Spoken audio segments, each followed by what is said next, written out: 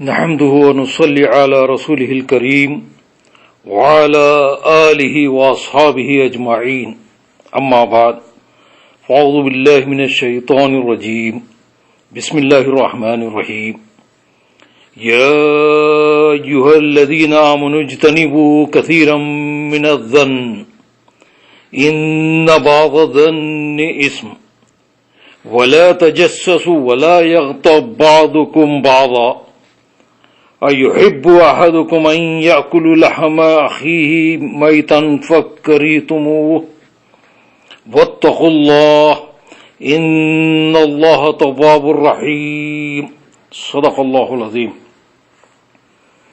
بارگاہ رسالت والی رسالت میں ایک مرتبہ درود پاک کا نذرانہ پیش فرمائیے گا۔ اللہم صلی علی سیدنا نبینا شفیعنا حبیبنا مولانا محمد وعلی آل محمد کما تحب و ترضى بین تصلوا علیہ صلاۃ و سلام علیک یا رسول اللہ صلاۃ و سلام علیک یا حبیب اللہ۔ یا ایھا الذین آمنوا اجتنبوا کثیرا من الظن، اے ایمان والو دور رہا کرو، اجتناب کرو، بچا رہو بکثرت بدگمانیوں سے۔ ان بعض الظن اسم، بلا شبہ بعض بدگمانیاں گناہ ہیں۔ ولا تجسسوا ولا یغتب بعضکم بعضا، اور نہ جاسوسی کیا کرو اور ایک دوسرے کی غیبت بھی نہ کیا کرو۔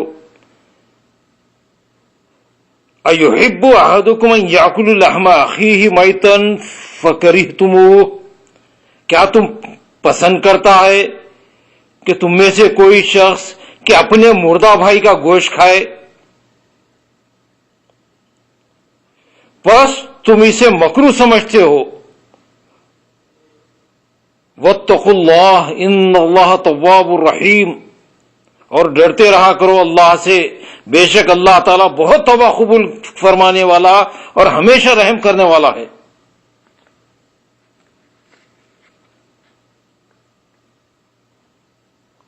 اسلام دین فطرت ہے اور یہ امن و آشتی کا درس دیتا ہے، ایسے اعمال کرنے کی تلقین کرتا ہے جس سے باہمی محبت و الفت پیدا ہوتی ہے، اور ان تمام باتوں سے سختی سے روکتا ہے جن کے باعث معاشرے کا امن و سکون برباد ہوتا ہے اور محبت و پیار کے رشتے ٹوٹ جاتے ہیں، خون خرابہ شروع ہو جاتا ہے۔ زبان سے ایسی بات نکالنا جس سے اس کی عزت نفس مجروح ہوتی ہو، اور ایسی گفتگو کرنا جس سے اس کی تحقیر کا پہلو نکلتا ہو۔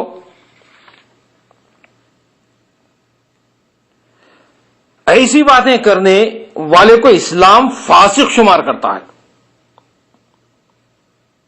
تہمت لگانے والا، بدگمانی کرنے والا اسلام کی نظر میں وہ فاسق ہے، اور فاسق اس بدگمانی کی وجہ سے اس پر یہ لعنت آئی کہ وہ فاسق بن گیا، فاسقین میں اس کا شمار ہو گیا، بدگمان، اور فاسق کی توہین واجب ہو گئی، اتنے سخت عذاب میں گرفتار ہو گیا کہ فاسق کی توہین واجب، یعنی ایسی باتیں کرنے والا تو اسلام کیا کہتا ہے؟ فاسق میں شمار کرتا ہے، اور اللہ تبارک و تعالیٰ کو یہ بات پسند نہیں کہ کوئی مسلمان ہو کر فاسق کہلائے۔ بہت بڑا گناہ ہے، فسق میں مبتلا ہو گئے آپ، تہمت لگا دیے، بدگمانی کے مظاہرے کیے تو وہ فاسق کہلائے، اور اللہ تبارک و تعالیٰ کو فاسق پسند نہیں۔ اس لیے اللہ تبارک و تعالیٰ نے بڑے ہی پیارے انداز میں انہیں تنبیہ فرمائی کہ ایمان قبول کرنے کے بعد تم میرے ہو چکے ہو، اب تمہیں ایسی کوئی نازیبہ حرکت نہیں کرنی چاہیے جس کی وجہ سے تمہیں بدکار اور فاسق کہا جائے۔ اگر تم فسق و فجور سے اپنا دامن نہیں بچاتے تو بڑی بے حیائی اور افسوس کی بات ہے۔ مسلم معاشرے کو ہر قسم کی شکرنجی سے محفوظ رکھنے کے لیے اس آیت میں ہدایت دی جا رہی ہے، اور فرمایا بکثرت ظن و گمان کرنے سے اجتناب کیا کرو۔ اجتنبوا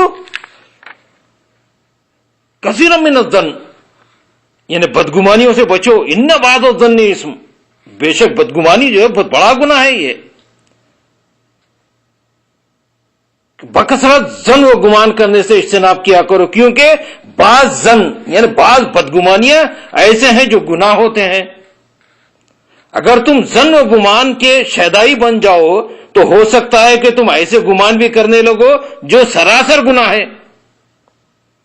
مومن کے ساتھ جس کا ظاہری حال اچھا ہو اس کے متعلق حسن زن کرنا مستحب ہے۔ ظنوا بالمؤمنین خیرا فرمایا گیا، مومن کے ساتھ نیک گمان کرو۔ اگر بدگمانی کرو گے تو اس کا کچھ بگڑنے والا نہیں، لیکن تم فاسق بن جاؤ گے، عند اللہ تم فاسق کہلاؤ گے اور شدید گرفت میں آ جاؤ گے، اللہ تبارک و تعالیٰ کی شدید گرفت میں، وہ پکڑ میں آ جاؤ گے۔ جس سے بدگمانی کی گئی وہ تو محفوظ رہے گا، لیکن اللہ کے سخت ترین عذاب میں تم گرفتار ہو جاؤ گے، فاسق کہلاؤ گے، اور فاسق کی توہین واجب۔ ایسا شخص جس کے احوال مشکوک ہو اس کے متعلق سوء ظن کرنا مباح ہے، لیکن جب تک یقینی دلائل موجود نہ ہو اس وقت تک محض ظن کے مطابق اس کے خلاف کارروائی کرنا جائز نہیں۔ اس کے متعلق حضور نبی کریم صلی اللہ علیہ وسلم نے فرمایا، اذا ظننتم فلا تحققوا، اگر کسی کے بارے میں شبہ پیدا ہو جائے تو اس کی تحقیق میں نہ لگ جاؤ۔ شریعت میں نصوص کے خلاف ظن سے کام لینا ممنوع ہے۔ علامہ قرطبی رحمۃ اللہ علیہ لکھتے ہیں کہ اس آیت میں ظن سے مراد تہمت ہے، کیونکہ جب کسی پر تہمت لگتی ہے تو طبیعت چاہتی ہے کہ اس کا سراغ لگایا جائے، پتہ چلایا جائے، تجسس کیا جائے۔ تو ایک بدگمانی کے پیچھے کئی گناہ شامل ہو جاتے ہیں، تجسس، جھوٹ، غیبت، تمام چیزیں، وہ برائیاں وہاں سے پیدا شروع ہو جاتی ہیں، اور صحیح حالت پہ آگہی کی جائے۔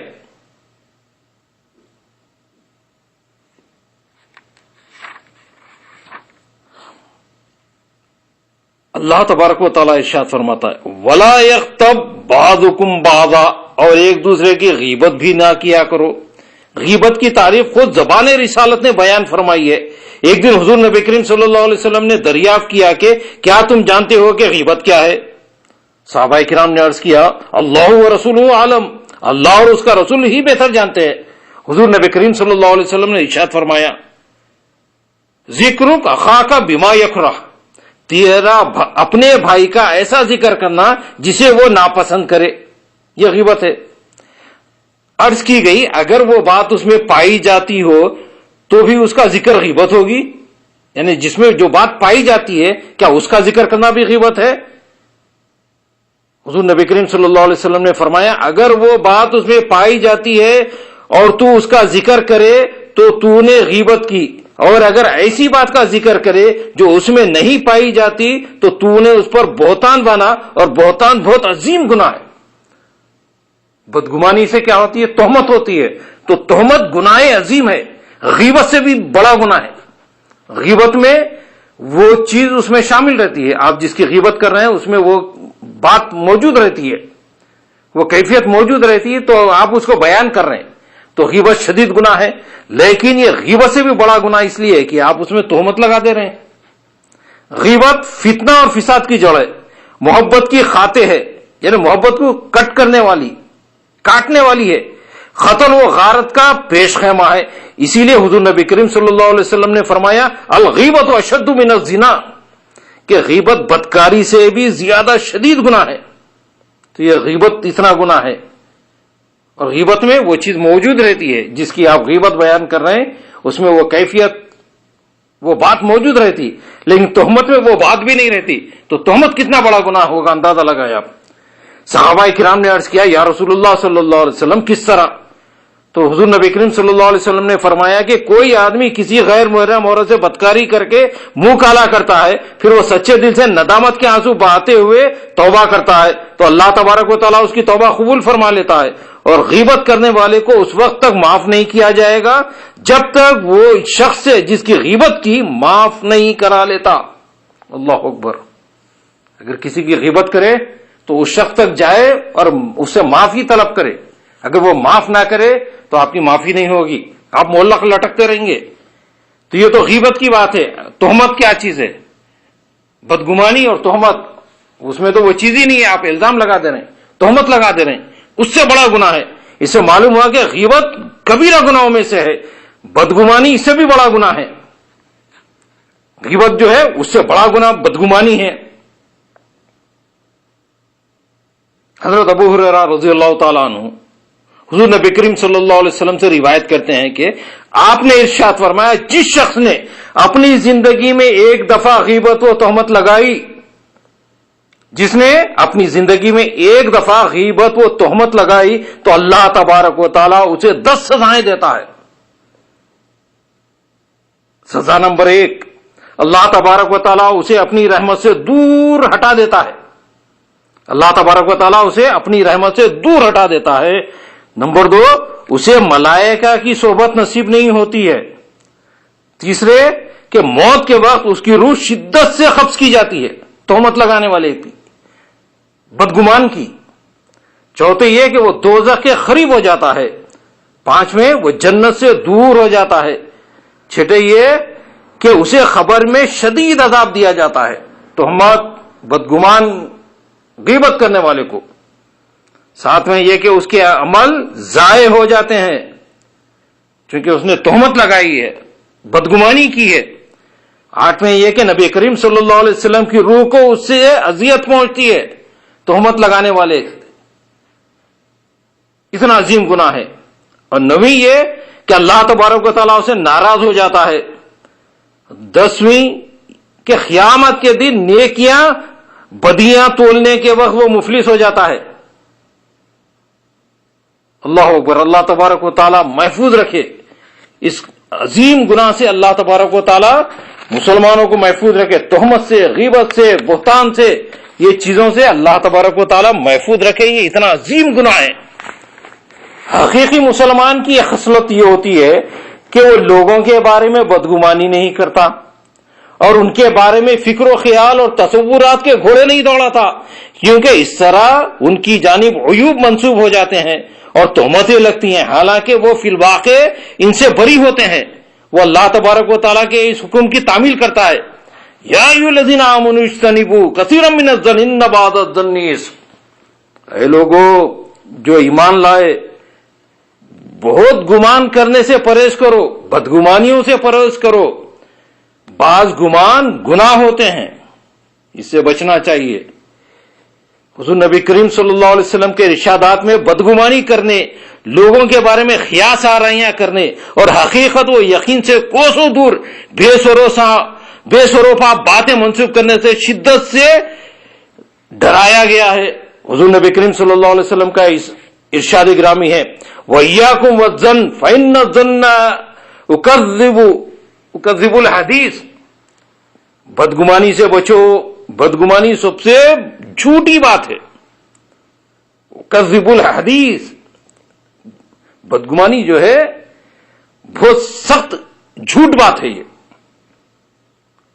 تو بدگمان جو ہے جھوٹا بھی ہوتا ہے، بدگمان جو ہے غیبتی بھی ہوتا ہے، غیبت کرنے والا. بدگمان جو ہوتا ہے وہ جو ہے جھوٹا بھی ہوتا ہے، غیبت کرنے والا بھی ہوتا ہے، بدگمان کرنے والا ہوتا ہے، تہمتیں لگانے والا ہوتا ہے. حضور نبی کریم صلی اللہ علیہ وسلم نے بدگمانی کو سب سے جھوٹی بات قرار دیا ہے. حقیقی اور سچے مسلمان کی خصلت یہ ہوتی ہے کہ وہ اپنی زبان پر کوئی ایسی بات نہیں لاتا جس سے جھوٹ کی بو آتی ہو، پھر آخر وہ سب سے جھوٹی بات میں کیسے مبتلا ہو سکتا ہے. یعنی جھوٹ سے آخری حد ہے بدگمان ہونا. حضور نبی کریم صلی اللہ علیہ وسلم نے بدگمانی سے بچنے کی تاکید کر کے اور اسے سب سے جھوٹی بات قرار دے کر مسلمانوں کو یہ تعلیم دی ہے کہ وہ لوگوں کے ظاہری اعمال پر فیصلہ کریں اور ان کے بارے میں طرح طرح کے گمان کرنے، شک و شبہ میں مبتلا ہونے، بے سروپا باتیں منسوب کرنے اور وہاں وہ خرافات کے دام میں گرفتار ہونے سے بچتے رہیں. مسلمان کا اخلاق یہ نہیں اور نہ اس کے شایہ نشانی ہے کہ وہ لوگوں کے بھید معلوم کرنے کے پیچھے پڑ جائے، ان کی نجی زندگی کی ٹو میں رہے اور ان کی عزت و آبرو میں عیب تلاش کرتا رہے. کیونکہ بھید جاننا، انہیں افشا کرنا اور ان پر محاسبہ کرنا صرف معبود کا حق ہے، وہ اللہ تبارک و تعالیٰ کا جو بھیدوں سے واقف ہے. انسان صرف ظاہری عمل پر فیصلہ کرنے کا مکلف ہے، جو ظاہر نظر آ رہا اس کے اوپر فیصلہ کرے، باطن میں جھانکنے کی کوشش نہ کرے۔ ہمارے سلف صالحین، صحابہ کرام اور تابعین جو تعلیم نبوی کے قدرت سے پاک و صاف جھونکوں سے لطف اندوز ہوئے کا یہی موقف ہے۔ حضرت امام بخاری رحمۃ اللہ علیہ نے سیدنا عبداللہ بن عتبہ بن مسعود سے روایت کی ہے کہ حضور فرماتے ہیں کہ میں نے سیدنا عمر بن خطاب رضی اللہ تعالیٰ عنہ کو فرماتے ہوئے سنا، رسول اللہ صلی اللہ علیہ وسلم کے عہد میں وحی کے ذریعے کسی کے بارے میں کوئی حکم لایا جاتا تھا، لیکن وحی کا سلسلہ منقطع ہو گیا ہے، اس لیے اب ہم تمہارے ظاہری اعمال دیکھ کر فیصلہ کریں گے۔ جو شخص بظاہر اچھے اعمال کرے گا اس کا ہم اعتبار کریں گے اور اسے اپنے قریب کریں گے، اس کا باطن جاننا ہمارا کام نہیں، اس کا محاسبہ تو اللہ تبارک و تعالیٰ کرے گا۔ اور جو شخص ظاہراً برے اعمال کرے گا ہم نہ اس سے مطمئن ہوں گے نہ اسے سچا سمجھیں گے، خواہ وہ کتنا ہی کہتا رہے کہ میرا باطن اچھا ہے۔ اس لیے متقی اور باشعور مسلمان سوچ سمجھ کر کوئی بات زبان سے نکالتا ہے اور پورے یقین کے ساتھ کوئی حکم لگاتا ہے، اس کے فکر و شعور میں اللہ تبارک و تعالیٰ کا ارشاد ہمہ وقت حاضر رہتا ہے۔ وَلَا تَخَفْ مَا لَيْسَ لَكَ بِهِ عِلْمٌ إِنَّ السَّمْعَ وَالْبَصَرَ وَالْفُؤَادَ كُلٌّ أُولَئِكَ كَانَ عَنْهُ مسؤولا۔ کسی ایسی چیز کے پیچھے نہ لگو جس کا تمہیں علم نہ ہو، کسی ایسی چیز کے پیچھے نہ لگو، ٹو میں نہ پڑ جاؤ جس کا تمہیں علم نہ ہو، یقیناً آنکھ، کان اور دل سب ہی کی باز پرس ہوتی ہے۔ یہ تمام اعضاء کے بارے میں سوال کیا جائے گا۔ یومئذ تحدث اخبارها بان ربک اوحالها، ہر چیز آپ کی پکار کے کہے گی، ہاتھ کہے گا، پیر کہے گا، زبان کہے گی، دل کہے گا، آپ کی سوچ کہے گی کہ کیا کیا آپ نے تہمتیں لگائے، کیا کیا غیبتیں کیے، کیا کیا بدگمانی کے مظاہرے کیے۔ چنانچہ وہ اس پر حکمت تنبیہ کو ہمیشہ مولوز رکھتا ہے، بغیر علم کے کوئی بات نہیں کہتا اور بغیر یقین کے کوئی حکم نہیں لگاتا۔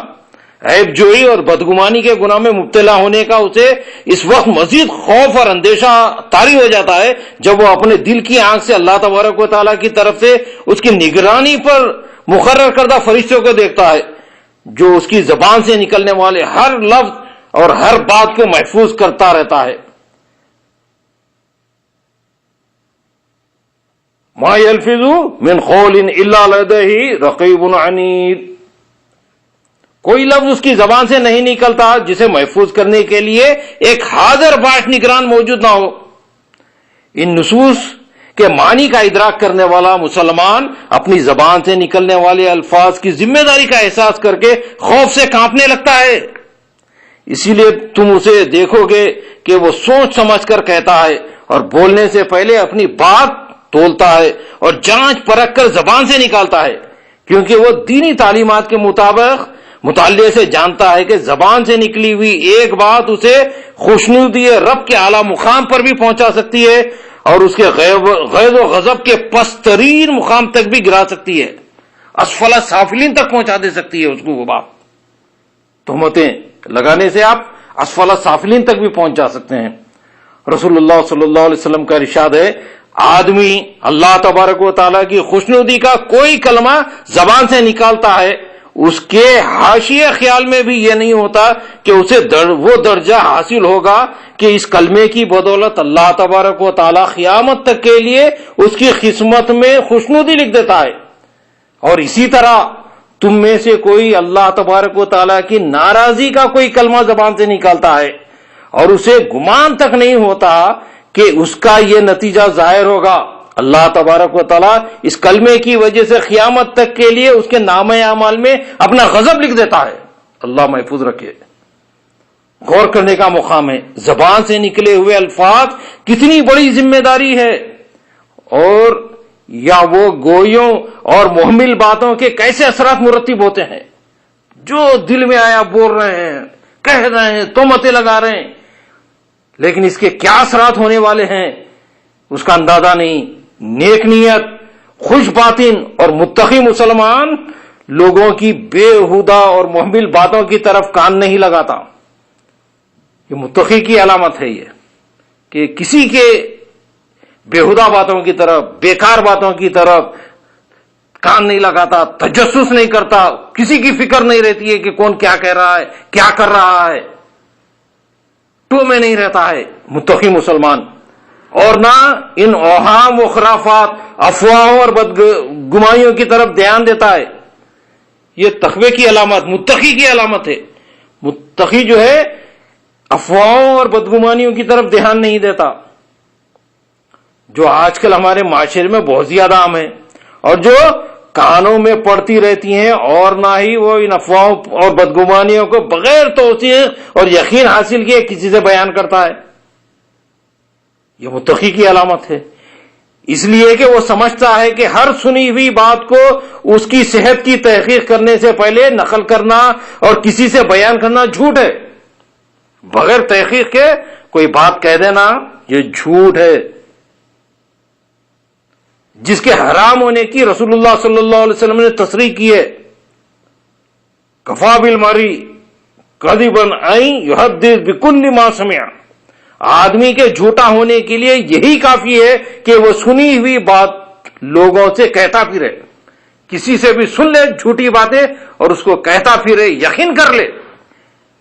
تو اس طرح کا آدمی جو یقین کر لے وہ خود سب سے بڑا جھوٹا ہے۔ اللہ تبارک و تعالی ہمیں بدگمانیوں سے، تہمتوں سے محفوظ رکھے اور ان خبیث ترین برائی سے مسلمانوں کو بچائے۔ وآخر دعوانا الحمد للہ رب العالمین، سبحان ربک رب العزت عما یصفون وسلام علی المرسلین والحمد للہ رب العالمین۔